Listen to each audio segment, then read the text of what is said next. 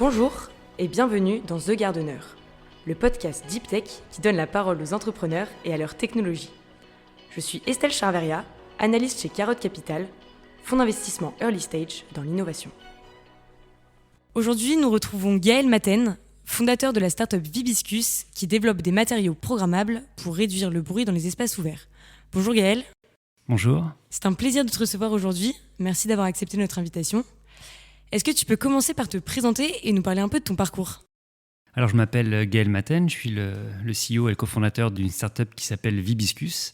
Donc Vibiscus, juste en quelques mots, c'est une startup qui développe des matériaux ultra absorbants pour les milieux ouverts, par exemple les restaurants, les open space ou les chambres d'hôtel. Donc moi, à la base, j'ai une formation de scientifique, j'ai un doctorat en mécanique et j'ai beaucoup travaillé pendant presque 10 ans sur des technologies de réduction du bruit et de réduction des vibrations. Et donc, suite à ces longues années de recherche à chercher, j'ai trouvé. Et aujourd'hui, voilà, je lance une start-up qui vise à commercialiser ce qui, à la base, était une techno et qui, aujourd'hui, est une solution, un produit pour aider tout le monde dans son quotidien à avoir un environnement acoustique agréable. Et demain, qui sait, à être une multinationale. En tout cas, c'est un peu l'ambition, même si aujourd'hui, ça paraît un peu mégalomane. C'est l'idée à terme. Ok, merci beaucoup. Et donc, est-ce que tu peux nous parler un peu plus précisément de la genèse de Vibiscus ? Qu'est-ce qui t'a donné envie de te lancer sur ce marché et dans ce domaine ? Alors, à la base, j'étais pas forcément sûr de vouloir fonder une start-up, mais ça faisait un moment que je savais qu'un jour j'essaierais. Voilà, je me disais, parmi les choix de vie que j'avais, je savais qu'un jour j'essaierais de lancer ça. Et par le biais de mes études et de mon parcours, je suis parti dans l'académique et dans le monde de la recherche. Et il se trouve qu'à un moment, cette envie que j'avais depuis un moment, mais qui était encore assez verte, qui n'était pas complètement mûre, de faire de l'entrepreneuriat et mes résultats de recherche, il y a eu une sorte de concordance qui fait que j'avais l'occasion de mêler ce rêve qui datait d'il y a longtemps avec un objet concret, parce que c'est bien de créer une start-up, mais il faut quand même qu'il y ait quelque chose de réel derrière, sinon c'est une coquille vide. Et donc voilà, j'ai eu l'occasion qui s'est profilée de pouvoir transformer ce qui était un objet de recherche en une société, une start-up. Ok, très clair. Avant de parler précisément de la techno développée par Vibiscus, est-ce que tu peux commencer par nous expliquer comment se propagent les sons et les bruits ? Oui, alors un bruit ou un son, c'est une onde mécanique, c'est-à-dire que physiquement parlant, c'est une compression, une suite de compressions de petites vagues qui se propagent dans l'air pour le son, qui se propagent dans les solides pour les vibrations. Et donc le son arrive jusqu'à vos oreilles et à l'intérieur de l'oreille, il y a un capteur biologique qui est l'oreille interne, qui va être sensible à ces variations de pression, qui va être sensible à ces ondes mécaniques et qui va envoyer à votre cerveau une image du son qui a été mesuré. Et donc on entend du bruit, on entend un son. On baigne dans cet environnement acoustique. Et donc le bruit, c'est un vecteur de communication finalement. Ok, et donc aujourd'hui, quels sont les moyens dont on dispose pour réduire et atténuer les bruits qui nous entourent et quelles sont leurs limites ?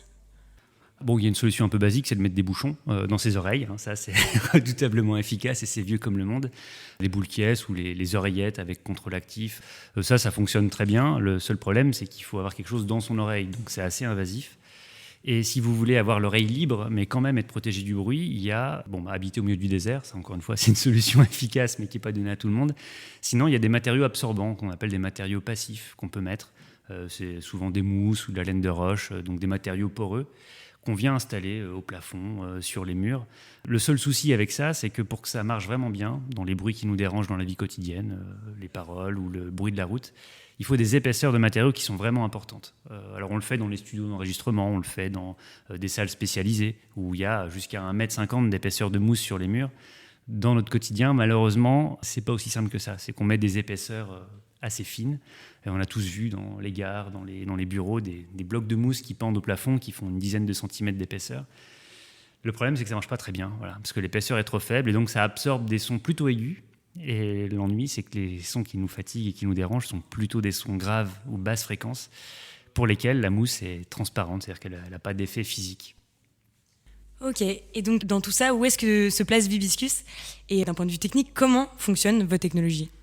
Alors nous, on se place au milieu, justement, c'est qu'on a développé une technologie à la base, aujourd'hui un produit, qui n'est pas invasif, c'est-à-dire qu'il n'y a rien à mettre dans son oreille, mais c'est un matériau qui a le pouvoir absorbant d'épaisseur très forte de mousse, mais dans quelques centimètres. Et c'est là que c'est intéressant, c'est que physiquement, le procédé qu'on a développé permet de rendre des surfaces ultra absorbantes, notamment pour les basses fréquences. C'est vraiment ça qui est important. Les basses fréquences, c'est par exemple un vrombissement de climatisation qu'on entend des fois dans les bureaux qui est très fatigant.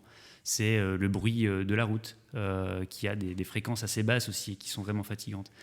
L'idée de Vibiscus, c'est de développer des plaques de matériaux qui sont un ensemble de ce qu'on appelle des cellules. C'est un peu comme des gros pixels acoustiques. Si vous prenez un écran d'ordinateur, vous avez plein de pixels qui permettent d'afficher une image. Nous, on a fait la même chose, mais d'un point de vue acoustique. Alors, le pixel fait 5 cm de côté, c'est des gros pixels. Mais l'idée, c'est de faire des surfaces qui sont équipées de plein de petites zones dont on va changer le comportement acoustique vis-à-vis du bruit grâce à un procédé qu'on a breveté. Et donc justement, pour changer l'acoustique d'une pièce, comment ça fonctionne ? Comment se positionnent justement ces pixels pour atténuer ou moins atténuer des sons ? Alors pour faire ça, il n'y a pas de magie, il n'y a que de la physique et de la technologie derrière. On pilote des membranes, c'est des petites zones qui bougent pour faire en sorte qu'elles se déplacent pour être en concordance avec le son. On les rend absorbantes pour qu'elles réceptionnent le bruit. L'idée, c'est de faire des zones qui sont molles vis-à-vis du bruit. C'est-à-dire quand le bruit arrive sur la zone, il est absorbé, il est amorti, il est reçu. Et donc c'est assez intéressant parce que c'est robuste comme approche. Et aujourd'hui, ce qui fonctionne très bien pour les oreillettes, par exemple, qui est le contrôle actif, on envoie un contre-bruit et on vient masquer le bruit existant par un autre bruit. Et cette astuce-là, en fait, elle double le niveau de bruit dans l'histoire. C'est-à-dire qu'on ne supprime pas le bruit, on le masque. Et nous, ce qu'on a développé, c'est une technologie différente puisqu'on rend absorbant une surface. Et pour faire ça, on utilise un peu d'électronique, comme pour le contrôle actif, comme pour les oreillettes. Donc on a des membranes qu'on pilote, qu'on fait bouger, mais elles sont absorbantes. Et c'est ça qui est radicalement nouveau. On rend des surfaces absorbantes en dépensant un peu d'énergie, certes, mais en les rendant ultra absorbantes, et surtout dans les basses fréquences où aujourd'hui, il n'y a rien de compact qui fonctionne. C'est impressionnant. Et pour modifier justement le positionnement de ces membranes, comment ça se passe pour modifier l'acoustique ? Pour modifier l'acoustique, il y a une propriété de l'air qui s'appelle l'impédance. Alors derrière ce mot un peu technique, ça traduit le fait que l'air a une propriété qui est la vitesse, et une autre propriété qui est la pression. Donc la pression, on imagine bien, si vous prenez une pompe à vélo, vous appuyez en bouchant, vous voyez que ça appuie, ça fait une force. Ça, c'est la pression. Et la vitesse, si on voit une membrane, c'est la vitesse qu'on voit, c'est-à-dire le déplacement qui est rapide. L'impédance acoustique, c'est le rapport des deux, c'est-à-dire le rapport entre la pression de l'air et la vitesse. Et ça, on est capable, nous, de le piloter par le procédé. Et comme on est capable de le piloter, on change les propriétés de l'air, et donc on peut rendre des surfaces absorbantes. Alors si vous prenez une plaque de mousse, par exemple, ça a une caractéristique, une impédance qui est propre à la mousse, qui fait que quand le bruit arrive, il est absorbé. Nous, on est capable d'imiter ces matériaux-là, et comme on est capable de les imiter, on peut imiter des matériaux qui font 4 mètres d'épaisseur, alors que notre dispositif, là, le matériau, fait 3 cm d'épaisseur. Donc on est vraiment dans une optique de rendre, avec un peu d'énergie, des surfaces passives, absorbantes, et surtout programmables. Programmable, ça veut dire qu'en fonction du contexte dans lequel vous êtes, vous pouvez changer votre environnement acoustique. Si vous êtes à votre bureau, par exemple, et que vous êtes en train de faire une visio, ça arrive souvent en ce moment sur je fais du service Zoom, Teams ou le service de Google, voilà, comme ça je ne fais pas de favoritisme. On a besoin d'être isolé pour ne pas entendre les autres, mais on a aussi besoin de protéger les autres de ce qu'on est en train de dire pour ne pas déranger tout le bureau. Comme on est en train de faire aujourd'hui, voilà, pour les gens qui nous écoutent, là, on est 4 là, dans la pièce en respectant les gestes barrières évidemment. Mais du coup, là je suis en train de parler et tout le monde profite de la conversation. L'idée de ce qu'on développe, c'est de pouvoir faire des zones, des bulles de silence dans laquelle on peut s'isoler sans quitter la pièce. Et à contrario, à d'autres moments, on a besoin justement d'échanger, parce que si on est plusieurs dans un bureau, c'est justement pour qu'il y ait ce lien social, cette interaction. Et donc le côté programmable de ce qu'on développe, de ce que Vibiscus développe, permet vraiment de choisir en fonction de son contexte de travail, en fonction de l'activité qu'on est en train de faire, d'avoir le meilleur environnement acoustique qui est le plus adapté à votre activité. Ok, c'est vraiment impressionnant. Et donc tu nous as parlé de différents cas d'application, comme l'open space ou les restaurants un peu plus tôt. Est-ce qu'il y a aussi d'autres cas d'usage, peut-être un peu plus inattendus, un peu insolites ? Alors, insolite, je ne sais pas. Il y a en tout cas une application que nous, on développe beaucoup dans la startup pour démarrer, qui est de traiter les ventilations. Alors, on peut se dire, pourquoi les ventilations ? C'est que notre matériau qui est ultra absorbant, si on le met dans un tube, on peut laisser circuler l'air, comme une ventilation le fait, mais on peut arrêter le bruit à l'intérieur, comme un gros silencieux, mais qui laisse circuler l'air. Et ça, c'est intéressant parce que ça permet d'une part de faire des ventilations silencieuses, mais surtout ça permet d'avoir des panneaux qui sont ouverts, dans lesquels vous pouvez mettre votre main mais où le bruit est arrêté. C'est une barrière anti-bruit invisible. Ok, d'accord, très clair. Et donc si on veut mesurer un peu les effets de votre technologie, de combien de décibels on peut atténuer un son grâce à vos plaques? Alors, on a fait des mesures en laboratoire qui permettaient d'aller jusqu'à 50 décibels d'atténuation. Alors, des décibels, le problème, c'est que c'est un élément quantitatif qui parle pas vraiment, c'est-à-dire que ça traduit une réduction du niveau de bruit qui est mesuré. Ce qui est compliqué avec le bruit et avec l'audition, c'est qu'il y a le bruit qui est perçu, et la nuisance qui est perçue n'est pas forcément liée au niveau d'atténuation ou au niveau de bruit. Par exemple, vous pouvez être dans un lieu très calme. La nuisance, c'est le bruit d'une goutte d'eau qui tombe dans votre évier. Le niveau de bruit est très faible et pourtant la nuisance est énorme. Et à contrario, vous pouvez être dans la rue avec un niveau de bruit très fort et ne pas forcément être dérangé par le niveau de bruit. Voilà. Donc la réduction du bruit, même si quantitativement ça marche très bien, c'est pas forcément un gage d'effet perçu par l'utilisateur. Ok, très clair. Et donc aujourd'hui, où est-ce que vous en êtes, Vibiscus, et quelles sont les prochaines grandes étapes pour vous? Alors aujourd'hui, on est 5 dans l'équipe. La prochaine étape, c'est donc on négocie une première vente. Donc on est au tout début de vie de la société. Aujourd'hui, on est dans des locaux d'un incubateur. Pour dire quelques mots quand même sur comment ça fonctionne, quand on sort d'un laboratoire pour créer une start-up, on n'est pas du jour au lendemain à la rue et on n'est pas non plus dans son garage comme le veut l'American Dream. En France, quand on est dans un labo et qu'on veut monter une start-up, on a la chance d'être accompagné, on a la chance d'avoir tout un parcours, des bureaux, des locaux, des gens qui nous aident pour passer toutes les phases. La phase 1, c'est de déposer un brevet, ce qu'on a fait, qui protège l'invention et qui garantit aussi qu'il y a une réalité derrière la start-up. L'étape d'après, c'est de constituer une équipe, de faire des prototypes, de convaincre les gens que ça fonctionne, que ça peut avancer, que ça peut aller plus loin. Évidemment, c'est trouver des fonds. Ça, c'est le nerf de la guerre. On passe beaucoup de temps à chercher de l'argent et à en trouver. Donc nous, on a bien avancé sur cet aspect-là. Et donc aujourd'hui, on développe le développement du produit. On développe les capacités de pouvoir le produire, de pouvoir le développer pour signer une vente d'ici la fin de l'année d'un premier produit en situation chez un client, en l'occurrence pour des espaces de bureau pour traiter une ventilation. Donc on espère signer ça d'ici à Noël, ce qui ferait un joli cadeau. Ok, très clair. D'un point de vue plus personnel, tu as dit au début en introduction que tu savais qu'un jour tu essaierais de créer un jour ta start-up. Donc selon toi, est-ce que c'est plus l'idée ou le mindset qui prime quand on veut se lancer dans l'entrepreneuriat? Je dirais que c'est pas... créer une start-up, c'est pas une fin en soi, c'est juste un outil en fait. C'est que la start-up en tant que telle, donc avoir une société qui permet de commercialiser un service ou de commercialiser un produit, c'est juste un outil de pouvoir faire ce qu'on a envie de faire. Donc moi en l'occurrence, l'idée c'était de pouvoir diffuser une invention, une technologie que j'avais participé à développer. Et pour moi, c'est ça qui était vraiment important. C'était l'objet, la finalité. C'était pas en tant que tel le fait d'avoir une start-up, parce que ça, finalement, n'importe qui peut créer une société vide. Ça n'a pas tellement d'intérêt. C'était vraiment pourquoi faire une start-up, dans quel but. Et moi, j'ai mis longtemps à avoir la concordance entre le but et un objet que je puisse diffuser. Et pour moi, c'était la réduction du bruit, parce que c'est un sujet qui me tient à cœur depuis un moment, puisque j'ai grandi dans un bel endroit dans les Vosges, mais j'habitais à proximité d'une route. Donc depuis tout petit, j'ai dégusté, on peut dire ça comme ça, avec le bruit des voitures un peu incessant. Et donc c'est un sujet qui me touche depuis longtemps. Et la start-up, ça a été un moyen de répondre à ce sujet-là. Voilà. Et donc finalement, le passage de la recherche à l'entrepreneuriat, ça t'a semblé assez naturel?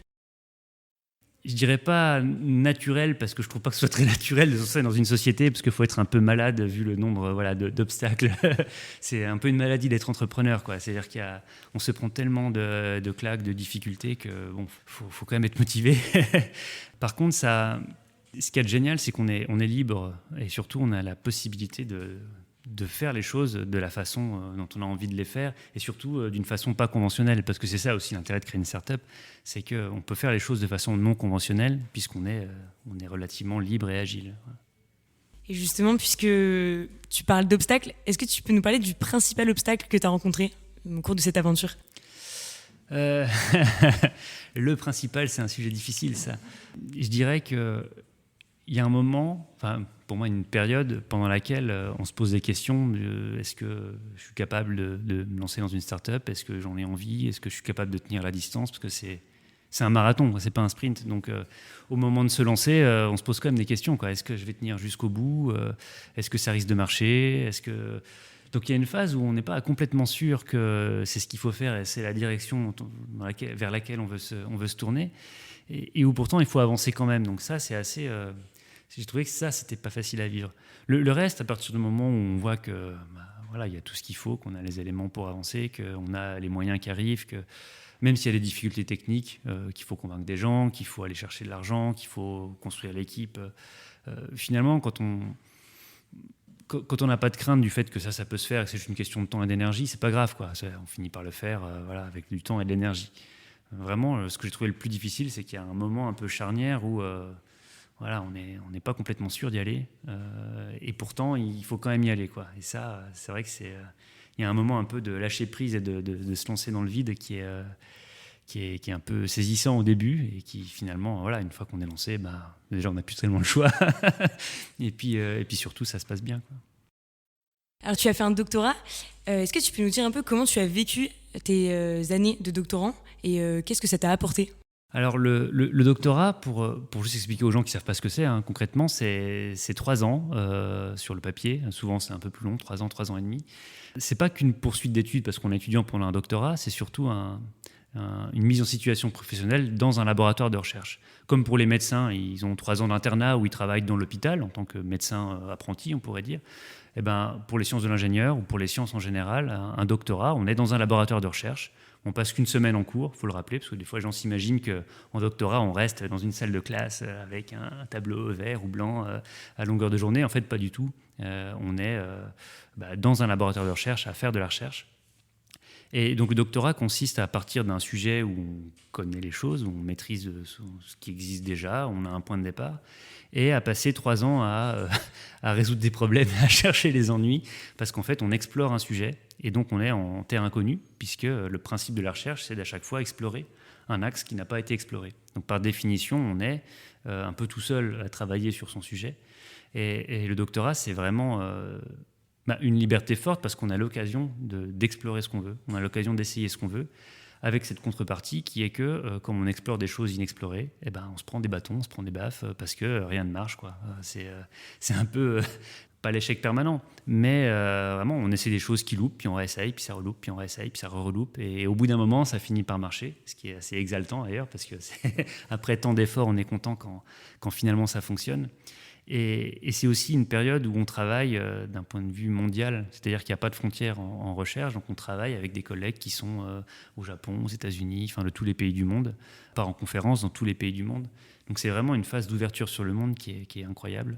Et donc on apprend à travailler en anglais, on apprend à présenter ses recherches, on apprend à être synthétique, on apprend à se débrouiller, parce que la réalité du quotidien, c'est que quand on fait des expériences, il faut se débrouiller pour avoir tous les moyens pour le faire. Des fois, on passe une demi-journée à chercher une multiprise. Des fois, on est sur un problème théorique super compliqué qu'on finit par résoudre.